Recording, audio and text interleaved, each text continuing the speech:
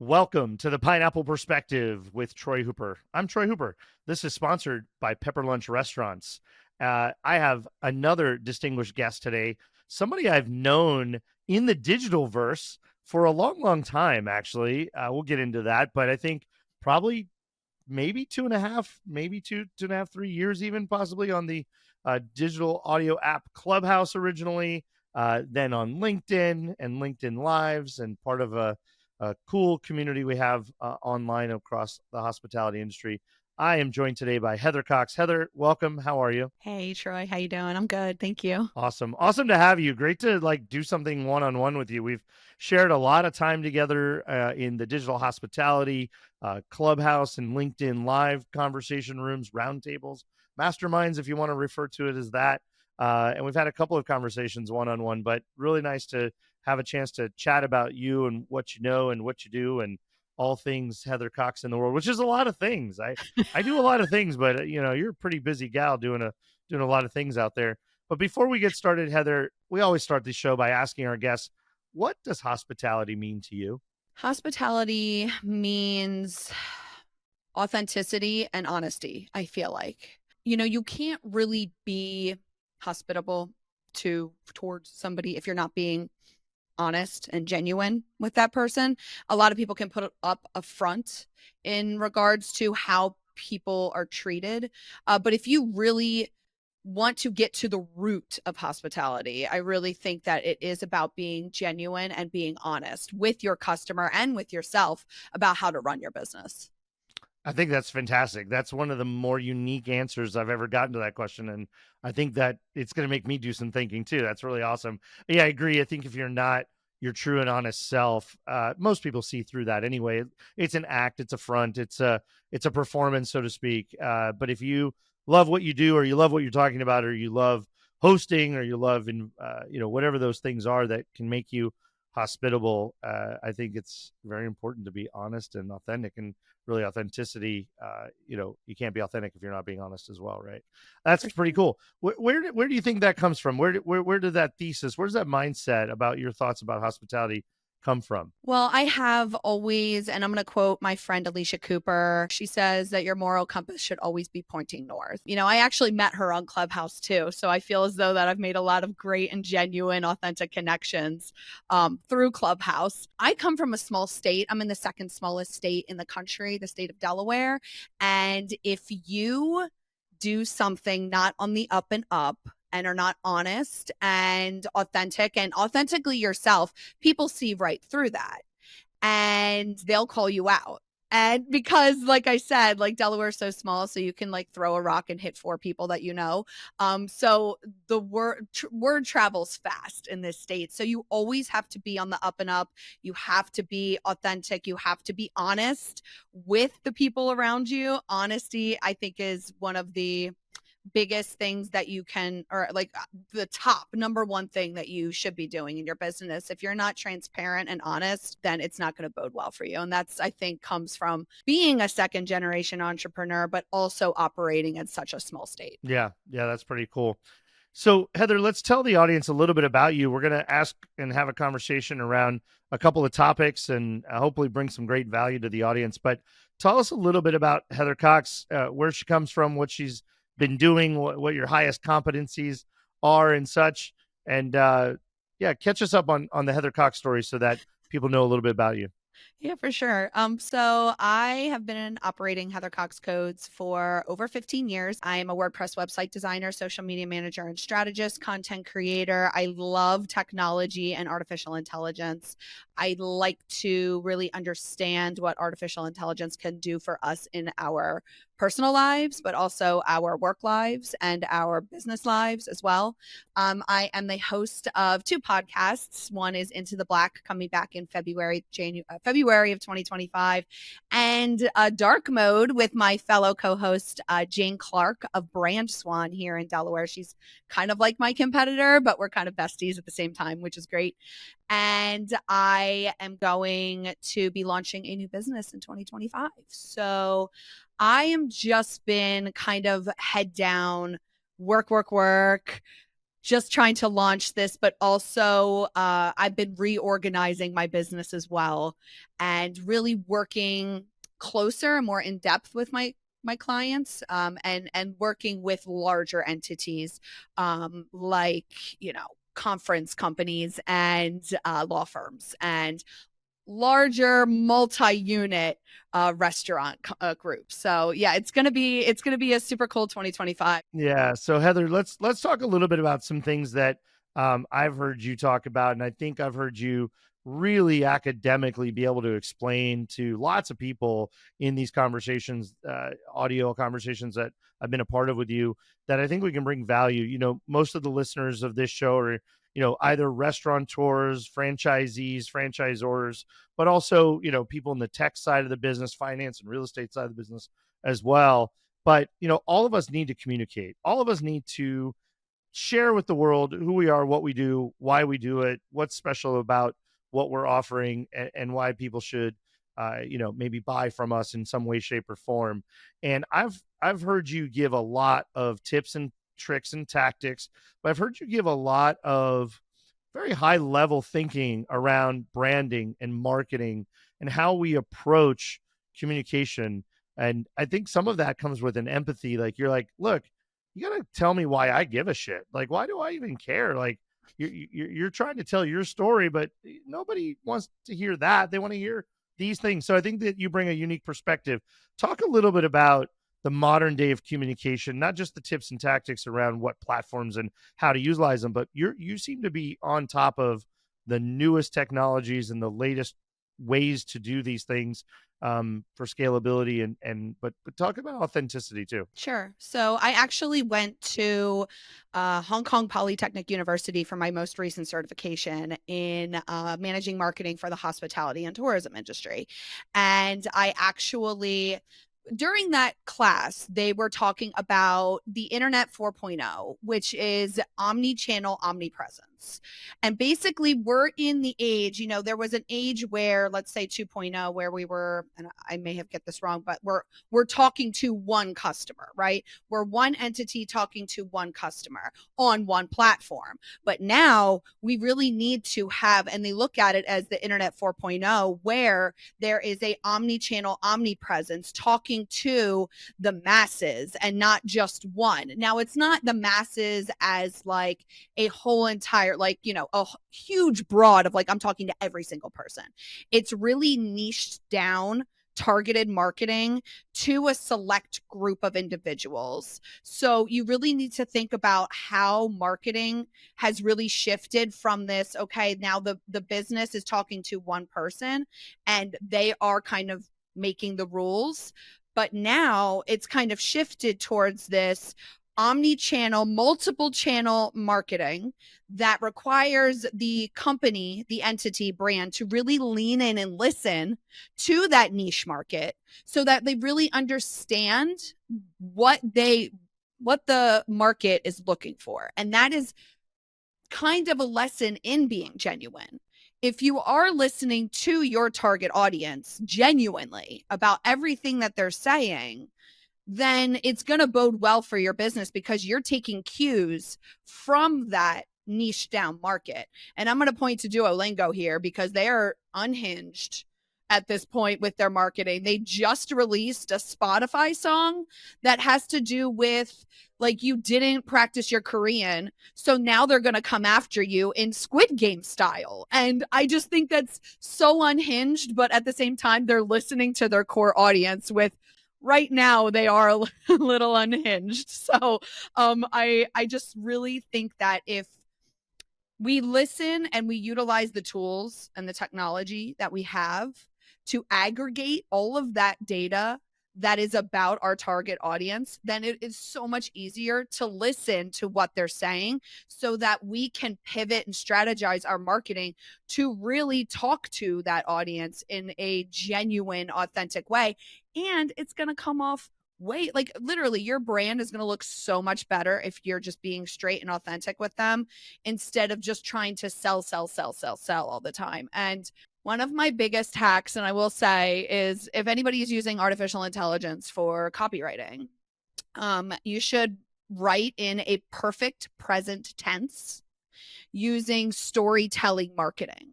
So you can see the shift between a sales oriented caption or copy that is like, hey, our new product is here and you need to try it, versus the storytelling of the perfect present, which is like, hey, it's really hard to like wrap your head around how it seems, but it's like, imagine this: you use this lotion for your eczema on your elbows and now you are carefree to wear that dress.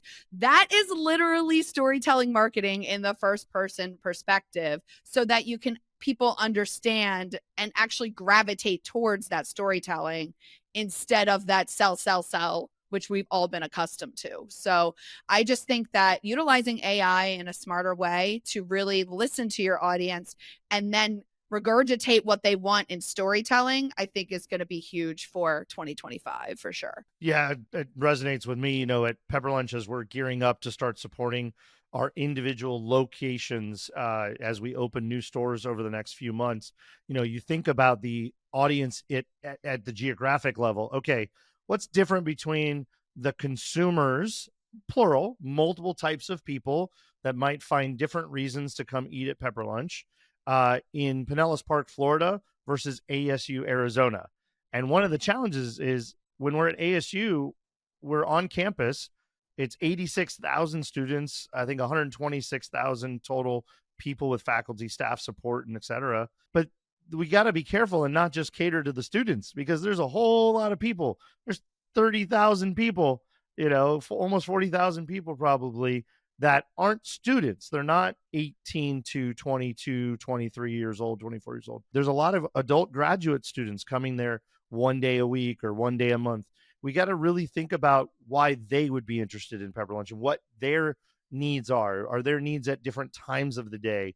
Are there needs to get takeout and take home to a family? Are there, what are the different needs? And not just sit there and go, oh, we're on campus at a university and we serve students. Like, that is a limiting mindset. And we have to think about, what does communication look like to those different audiences on the same campus? So we have this environment, we have a captive audience, but there's different types of people that have different needs in that audience. So, are we going to be open later for the late night study crowd? Or, what time does the theater shows get out at the Performing Arts Theater? Is that normally at 10 or 10:30? Do we need to be available for them? Or do they have a bunch of options on that plaza we're in? And we don't need to be that solution because we're not the type of food they want. We have to learn all these things, and it's about listening. And to your point, one of the first platforms we employed at Pepper Lunch was a listening platform. Now we have 3 different consumer listening or engagement platforms that we can reach out or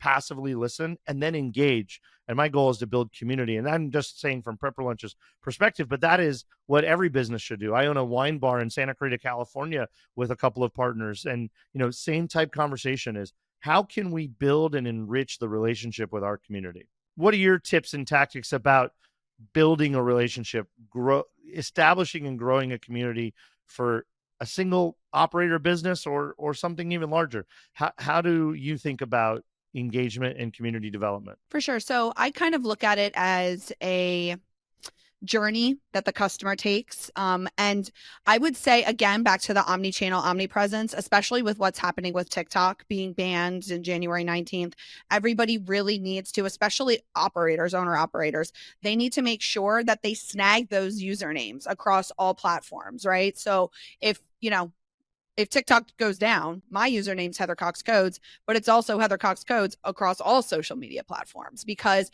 I'm growing a community not just based on one platform, but growing that community based either on the internet or off the internet, and then cross-pollinating those 2 audiences. Like if I'm talking to a networking group here in my state and I'm like, hey, oh my gosh, like, do we follow each other on Instagram? Like, we need to follow each other. Like, let's connect on Facebook or LinkedIn.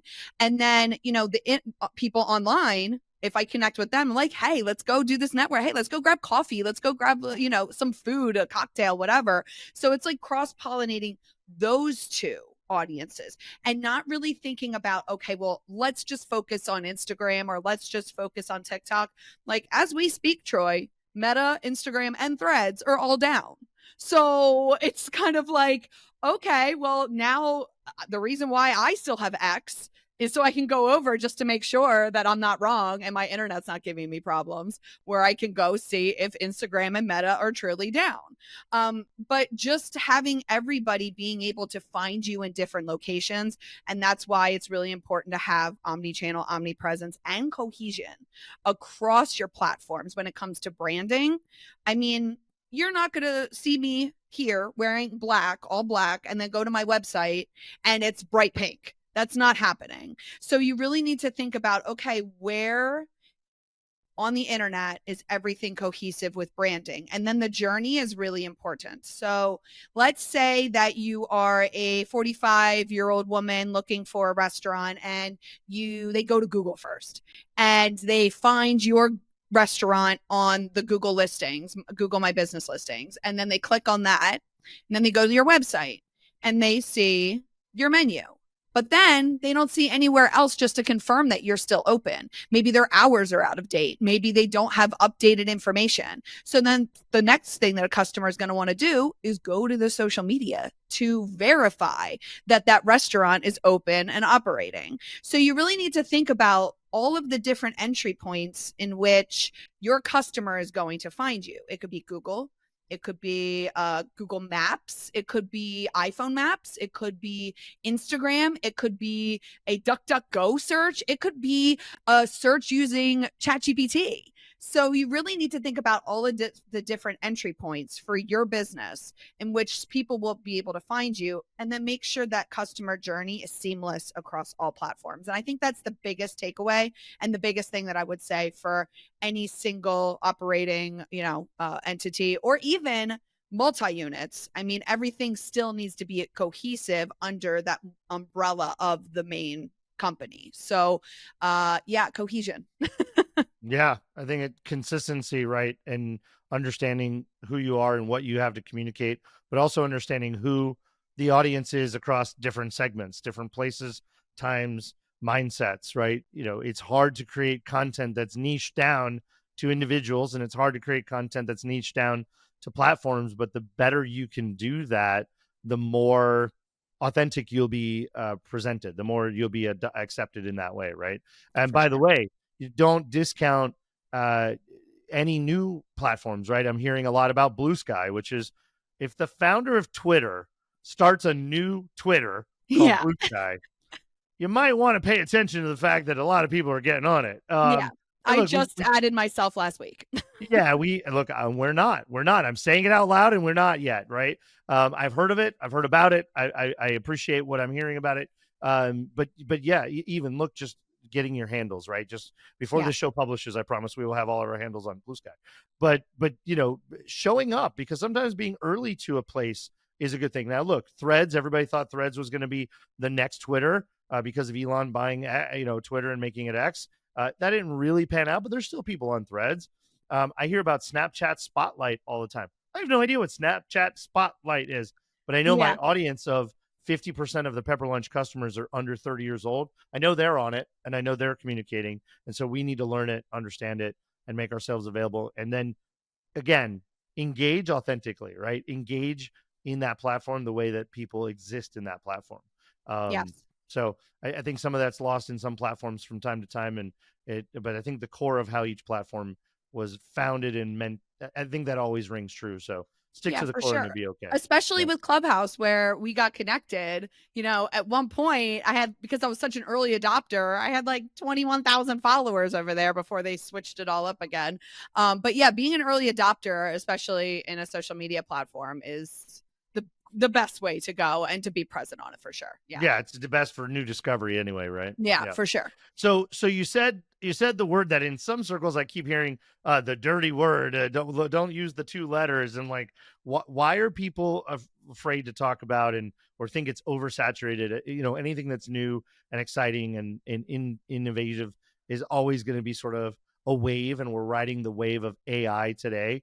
So talk a little bit about using AI authenticity, building your brand within an AI agent. If you have any tools or tips or tricks around specific things as well, that'd be great. But talk about AI in the branding and marketing and communication space. For sure. So I actually employ a lot of custom GPTs. Basically, what that is you build your own GPT based off of data that you feed it, and you can actually train ChatGPT to basically do anything for you. As long as you give it the proper data sets. So, I could be wanting to write captions for a restaurant client, but I'm just using the regular ChatGPT and it's giving me words like dive and brace and bark, like all of those, those buzzwords that you can totally tell when somebody is utilizing AI to write their copy. And the best thing that I like to do is make those custom GPTs in which you can train the voice to sound just like you. And what I did was I downloaded all of my podcasts from dark mode and into the black. And then I transcribed every single one. And you can do this literally if you go over to whatever podcast over on YouTube, if it's on YouTube, and they have a transcribe button down at the bottom. And you can click that and get the whole transcription. So what I did was I took all of my podcasts, I downloaded them, got the transcripts, put them into a Word doc, and then uploaded that knowledge into a custom GPT. So now if I would like to write copy or ask it a question about myself or, write an upcoming episode or even a newsletter if I wanted to, I could just go to this custom GPT and say, hey, I need this, and this in my tone of voice based off of the content that I've given you. And it will literally do it for you. You just need to make sure that you're using the proper data sets and making sure that you don't overwhelm it. Now, that being said, ChatGPT is not that bright. I know everybody is like, oh my gosh, AI is so smart. It's really not that smart. It's only smart if you understand computational thinking. And I actually went to Harvard University online for computer sciences for professionals. I think it was like the certificate before the Hong Kong certificate. And we actually learned about computational thinking. And I failed that that project, I think like 4 times, because every time they would give it back, they're like, oh, sorry, like you broke something or this didn't work. And I was like, okay, great. Like, so you really need to think about how computational thinking, which is taking a process and turning it into an algorithm, right? So something that could be repetitive and repeated over and over again. So just utilizing that and just really AI is not that bright. So just remind it like, hey, you need to go back to your knowledge base. Please update yourself on your knowledge base, reread your knowledge base, because sometimes it can get a little tripped up on itself. So, and I want a final thing. AI is not like the end all be all of everything. You're still going to have to proofread. You're still going to have to make changes. It's not great at like SEO optimization because it's just so broad and generic. So you just really need to use it as a tool. Don't use it to replace things, but help it with speed. It helps with speed of implementation when it comes to marketing. And Sora just launched. So Sora.com, it's open to the public. Granted, they put nobody can sign up for it right now because there's too many users who signed up for it. But definitely check out Sora.com. And then the other one is Ideogram, IDEOGRAM. It's kind of like, how everybody was like, oh my God, ChatGPT coupled with Canva can do this. And that's like, no, it can't because it can't edit things for you.